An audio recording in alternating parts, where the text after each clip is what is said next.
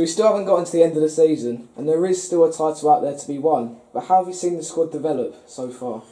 Yeah, the squad's developed well. Certain players have featured more this season than they have previously. Dan Palmer must be 15 league appearances, which is more than any other season under myself and my coaching staff. Jonah Evans as well has featured more for the first team than previous seasons. So yeah, we've seen development within the club for guys coming through the reserves. So yeah, we've seen development. We've developed as a team on the pitch, but we're still perhaps just a little bit short of where we want to be.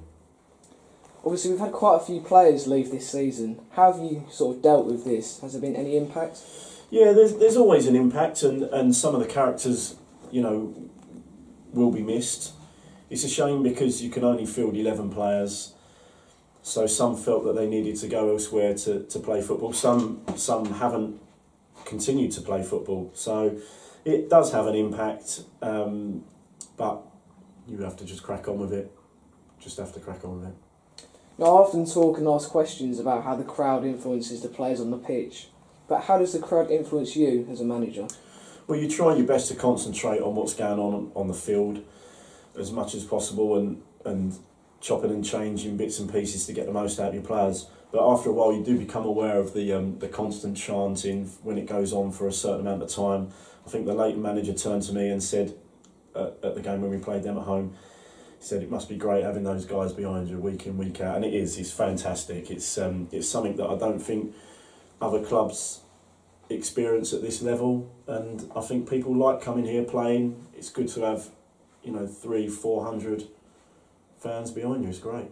How much have you seen the support grow this season? Yeah, well, I was looking at a stat, I think it was about a month ago, where the guy from Burko had put up the percentages of increase, and it's saying that we're up 40% for the season on last, which is, superb, and the activities that go on the charity days only boost that. So yeah, you can see it. You can see when you look down the stable end, it's packed to the rafters, which is fantastic, and for players to play in that kind of atmosphere with the guys behind them, I've never experienced that, but it must give you the extra percentage to try and work harder.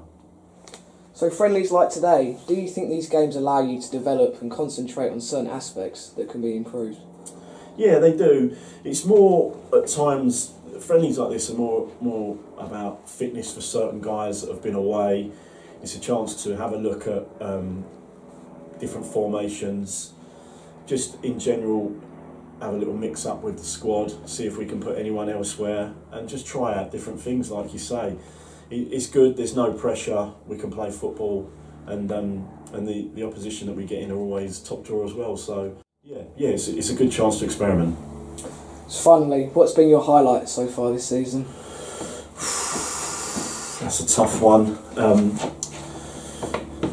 In terms of wins, the win at Tring I really enjoyed. It was the first time I've won at Tring in the league, and I thought the team was superb. Highlights for players. There's been some great goals. Phil Lowen's goal against Coney Heath from around the halfway line was something special.